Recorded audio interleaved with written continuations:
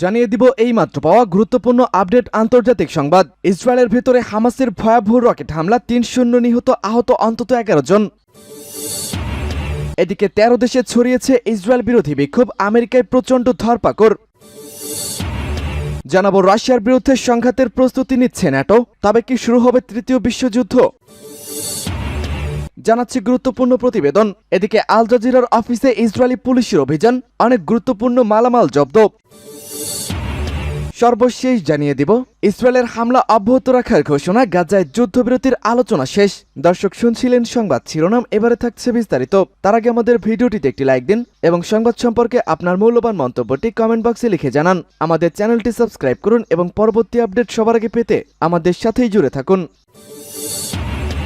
ইসরায়েলের ভিতরে হামাসের রকেট হামলা, ৩ সৈন্য সহ আহত ১১ জন। গাজা উপত্যকা থেকে ফিলিস্তিনি প্রতিরোধ আন্দোলন হামাসের পরিচালিত এক হামলায় ৩ ইসরায়েলি সৈন্য নিহত এবং ১১ জন আহত হয়েছেন। রোববার ইসরায়েলের ভেতরে এই হামলাটি চালানো হয়েছে। হামাসের সামরিক শাখা আল কাসাম ব্রিগেড এই হামলার দায়িত্ব স্বীকার করেছে। নিহত ইসরায়েলি সৈন্যরা হলেন স্টাফ সার্জেন্ট রোবেন মার্ক মোডেজাই এবং আরও ১২ জন। এই ৩ জনের মৃত্যুর ফলে গাজায় ইসরায়েলি হামলা শুরুর পর মোট ইসরায়েলি সেনা নিহতের সংখ্যা দাঁড়ালো ২৬৬ জনে। হামাসের সামরিক শাখা আল কাসাম ব্রিগেড এই হামলার দায়িত্ব স্বীকার করেছে। তারা জানিয়েছে ক্রসিং এবং এর আশেপাশে জড়ো হওয়া ইসরায়েলি বাহিনীকে টার্গেট করে এই হামলা চালানো হয়েছে। পরে প্রকাশিত এক ভিডিওতে কাসাম ব্রিগেড জানায় তারা ইসরায়েলি সামরিক কমান্ডের সদর দপ্তর এবং সৈন্য সমাবেশকে কেন্দ্র করে হামলা চালিয়েছে। এতে কয়েকজন সৈন্য নিহত এবং বেশ কয়েকজন আহত হয়েছেন।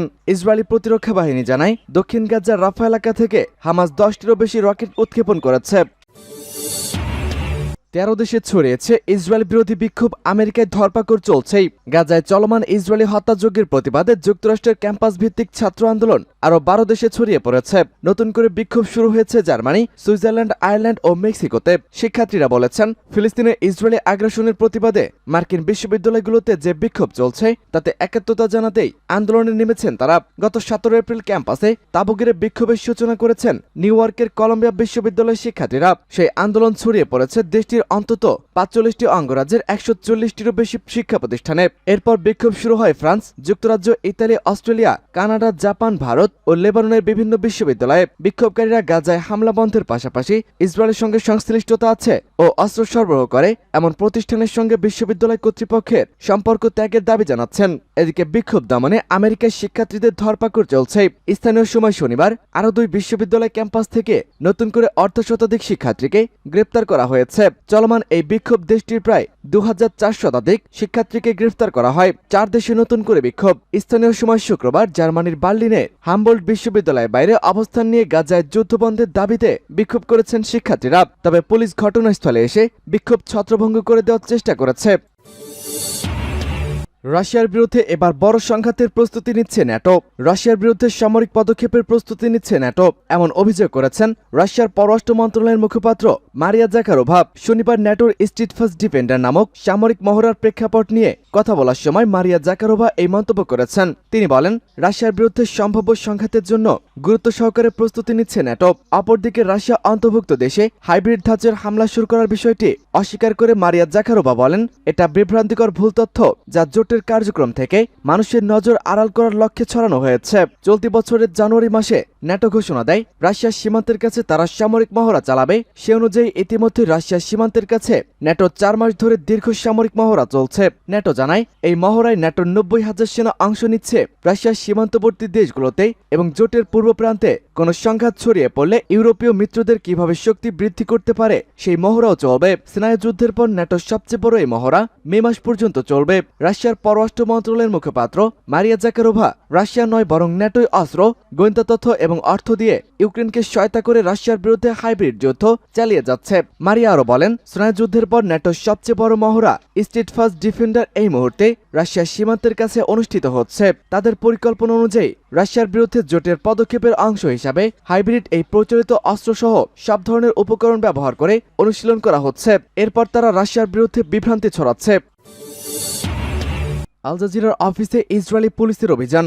আল জাজিরা ব্যুরোর অফিসে এবার অভিযান চালিয়েছে ইসরায়েল পুলিশ। রোববার ইসরায়েলের মন্ত্রিসভায় দেশটি আল জাজিরা বন্ধে আইন পাশের পর এই অভিযানটি চালিয়েছে। আনাদোলু এজেন্সির খবরে বলা হয়, অধিকৃত পূর্ব জেরুজালেমে কাতার ভিত্তিক আন্তর্জাতিক সংবাদ মাধ্যম আল জাজিরা ব্যুরোর অফিসে পুলিশ অভিযান চালিয়েছে। সেখানে তারা একটি কক্ষ তল্লাশি করে এরপর সেখান থেকে চ্যানেলের সম্প্রচারের যন্ত্রপাতি জব্দ করে নিয়ে যায়। ইসরায়েলের যোগাযোগ মন্ত্রী শ্লোমো কারহি বলেন, আমাদের পুলিশ আল জাজিরার অফিসে গেছে, সেখান থেকে যন্ত্রপাতি জব্দ করেছে। এর আগে আল জাজিরার সম্প্রচার বন্ধে চূড়ান্ত সিদ্ধান্ত নেয় ইসরায়েল। রোববার দেশটির মন্ত্রিসভার সর্বসম্মতিক্রমে এই সংক্রান্ত আইন পাশ করা হয়। পরে প্রধানমন্ত্রী বেনিয়ামিন নেতানিয়াহু এক্সে বিষয়টি জানিয়েছেন। তিনি লিখেন, ইসরায়েলে উস্কানিমূলক চ্যানেল আল জাজিরা বন্ধ করা হবে। সর্বসম্মতিক্রমে এটি পাশ করা হয়েছে। আল জাজিরার প্রতিবেদনে বলা হয়, সংবাদ মাধ্যমটির কার্যক্রম সাময়িকভাবে ইসরায়েলে বন্ধে মন্ত্রিসভার ভোট হয়েছে। ভোটের প্রস্তাবে বলা হয়, বিদেশি সম্প্রচার মাধ্যম ইসরায়েলের অভ্যন্তরীণ নিরাপত্তায় হুমকি সৃষ্টি করেছে। গাজায় যুদ্ধ নিয়ে এবার যুক্তরাষ্ট্র ও কাতারের নীল নকশা ফাঁস। অবশেষে কি বেইমানি করতে চলেছে কাতার, জানাচ্ছি প্রতিবেদন। গাজা থেকে ফিলিস্তিনের স্বাধীনতাকামী সংগঠন হামাসকে কোনোভাবেই উৎখাত করতে পারছে না দখলদার ইসরায়েল। তবে এবার ভিন্ন এক জায়গা থেকে সংগঠনটিকে চেপে ধরছে ইসরায়েলের পশ্চিমা মিত্র যুক্তরাষ্ট্র। কাতার ভিত্তিক হামাসের রাজনৈতিক অফিস নিয়ে নতুন এক চক্রান্তের নীল নকশায় মেতে উঠেছে দেশটি। নিজেদের পরিকল্পনা বাস্তবায়নে এবার কাতারকেও দলে ফিরিয়েছে যুক্তরাষ্ট্র। শনিবার ওয়াশিংটন পোস্টের এক বরাতে এই তথ্য জানিয়েছে জেরুজালেম পোস্ট। প্রতিবেদনে বলা হয়েছে, যুক্তরাষ্ট্রের শীর্ষ পর্যায় থেকে এমন চাপ আসার পর প্রতিক্রিয়া ব্যক্ত করেছে কাতার।